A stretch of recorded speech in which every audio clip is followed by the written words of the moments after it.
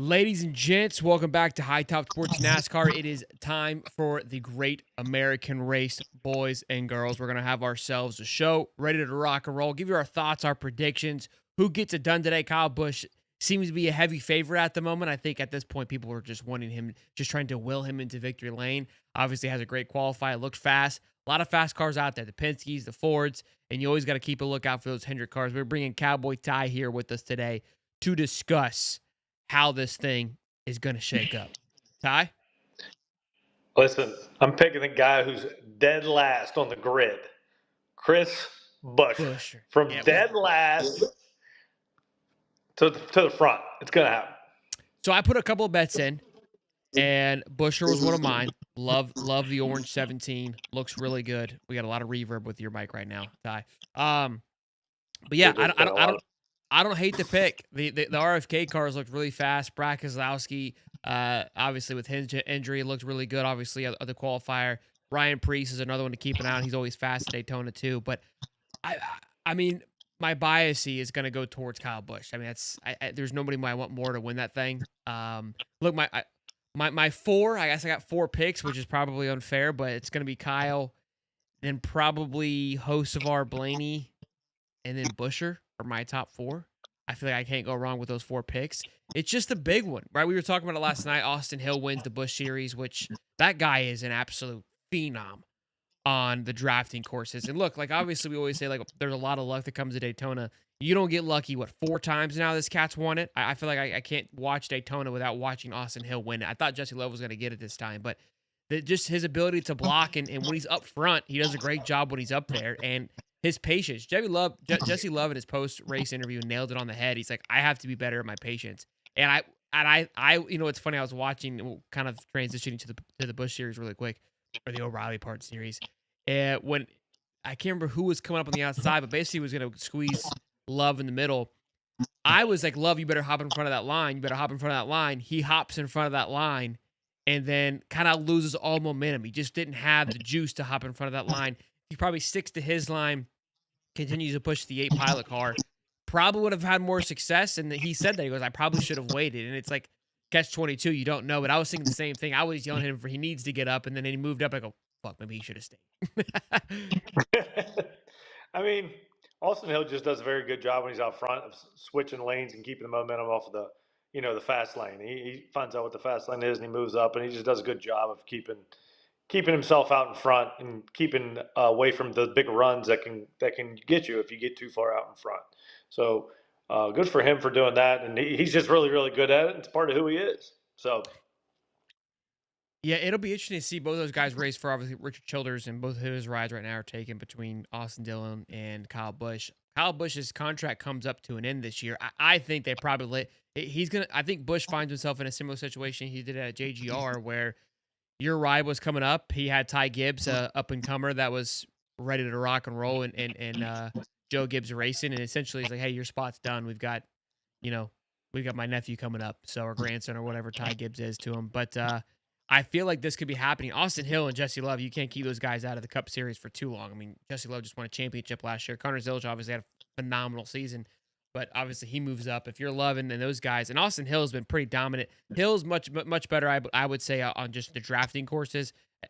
Watch for Austin Hill to win again in Atlanta. Love is your more complete race car driver, and he's one of my favorites in the Busch Series.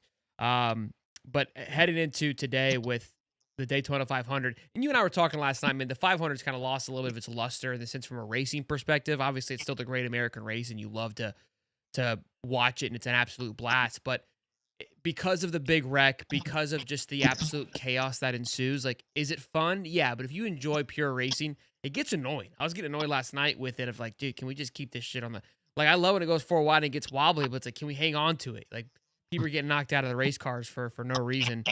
Did you see the debacle with Carson Hocevar and Carson Ware last night? I missed that part. I didn't see that. I can only imagine what went down, but Yeah, so I didn't see.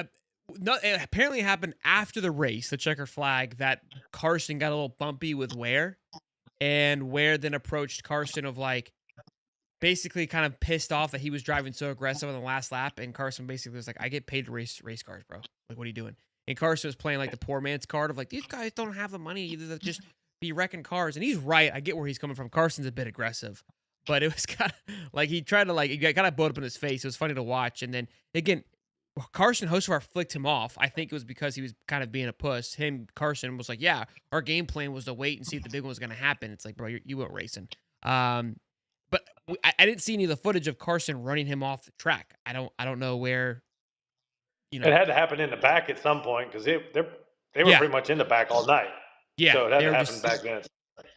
exactly. And I haven't seen any footage. I figure once they talked about it, maybe something would come up. But yeah, Tyler says the truck race on Friday is going to be the best event of the weekend. The trucks handle much better, I feel like, on that track.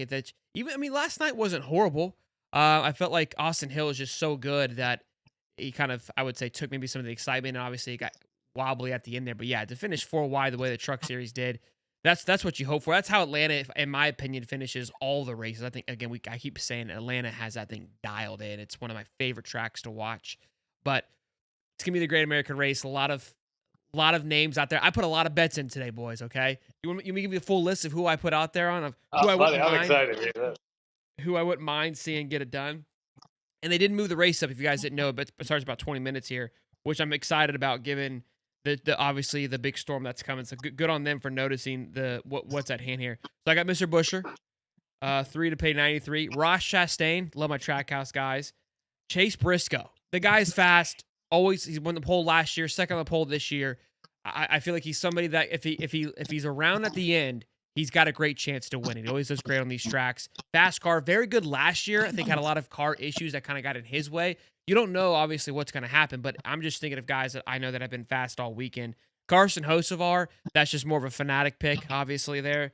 This would be his second time racing, but he's racing all weekend and he's looked really good in every single race. If he just didn't have 3 flat tires and engine blown, like he's had a lot of self-inflicted wounds that have kept him out of it.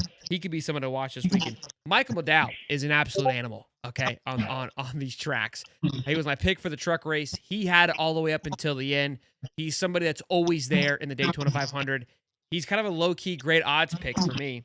And then Ryan Blaney and Kyle Busch, my other fan favorites, which aren't, those are really solid picks. I mean, Kyle Busch is the favorite to win, and I think it comes down to more of just, I think, the one in the will and him obviously having a very fast car all weekend too. Well, like the McDowells of the world are going to have a little bit of luck to win this thing at the end because they're not going to get any help. They're just not going to have any help from the friends. I mean, when you go back and when you have the He's got Penske more cars friends and than the ever Hendrick before, cars. though. You've got Carson Hocevar and now Suarez. So McDowell has done this race alone a lot of the years where he finally does have a group of guys where he could have some help.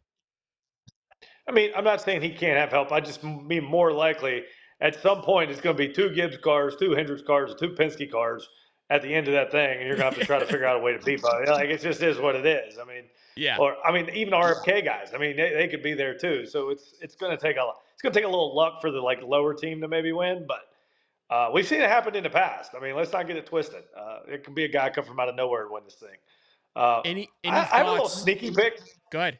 Sneaky, and I can't.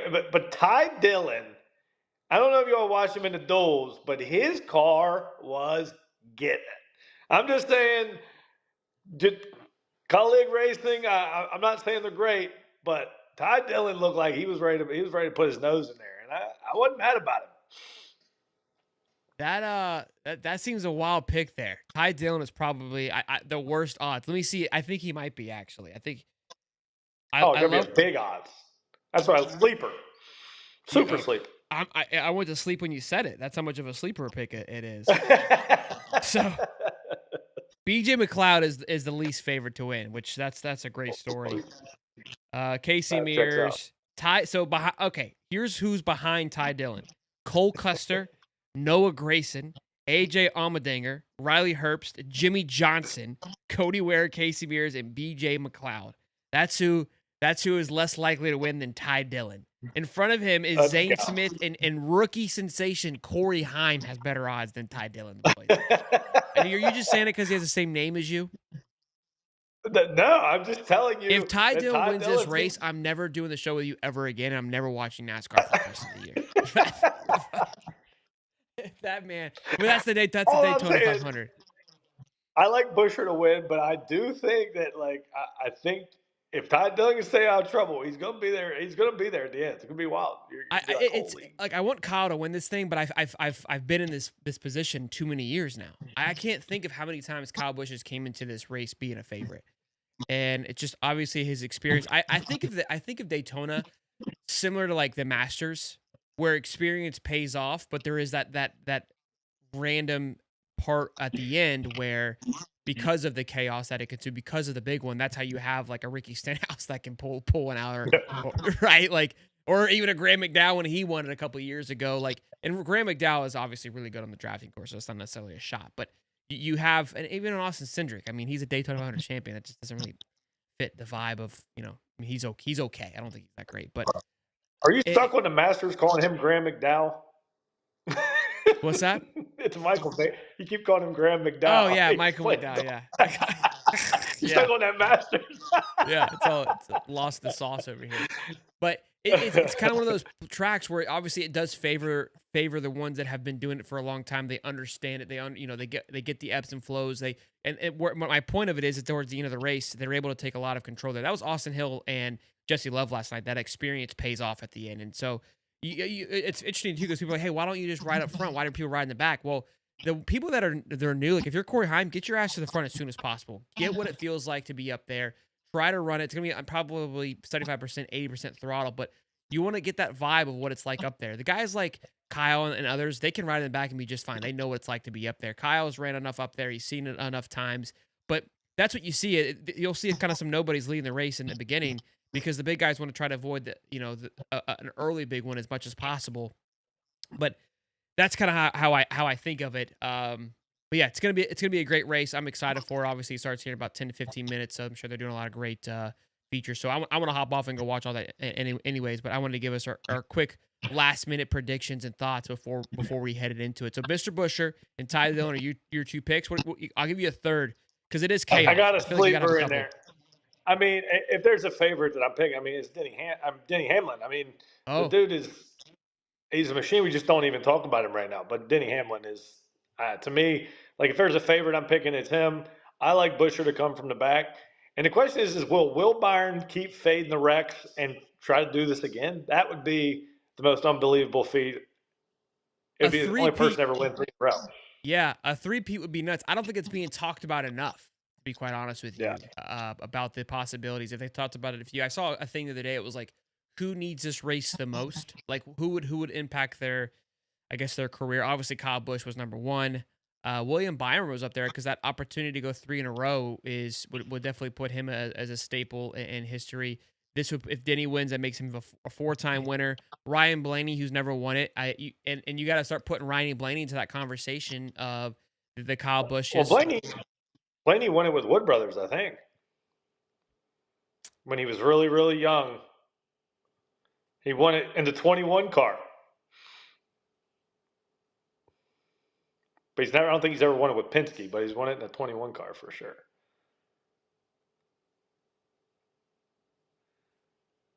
Am I Googling it right now? I I'm think pretty sure he won it in the 21. you're right. He did. Yeah, he did. Wait. Oh no, he's never won it. He's never won it.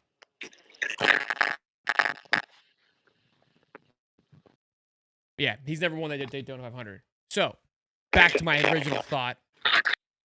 All right, Ty has no idea how to use social media. The guy kills me with this setup. I mean, you could send that guy a $3,000 rig, and he'd find a way to jack it up. But anyways, Ryan Blaney, a big one that needs an opportunity to win it. Given again, you start getting to that point of your career where your opportunities to win the Daytona 500 start to wither away. Just ask Kyle Busch. So you don't want to find yourself in that category where you're out of your prime. You start sliding down the track a little bit. So he's one to keep an eye on. He's got a great team around him, and the Penske Bros with Logano and Cindric, obviously, who both have won one. Yeah, his internet's ass. And so we'll obviously love to see Ryan Blaney get one as well. And another kind of sleeper pick would be to keep an eye on, obviously, the 2311 team with Tyler Reddick, Bubba Wallace. Bubba Wallace has shown to run really well last year in the duels, this year in the duels before getting bumped and wrecked. He showed a very fast car. Now he's got to go to the backup car, I believe. I don't know. Like, I don't know how much damage he had. Maybe he was able to save that. I know Busher definitely has to go to a backup car, which will be an interesting one to keep a track of. But all in all, should be a great race. We'll be here after the fact. Hopefully, we can get this thing all the way in before the rain and not have any issues. Obviously, towards the end of the race, where things start to get a little dicey. So, if you guys are enjoying the content, you know what to do. Smash the like button, subscribe, and have a great American race.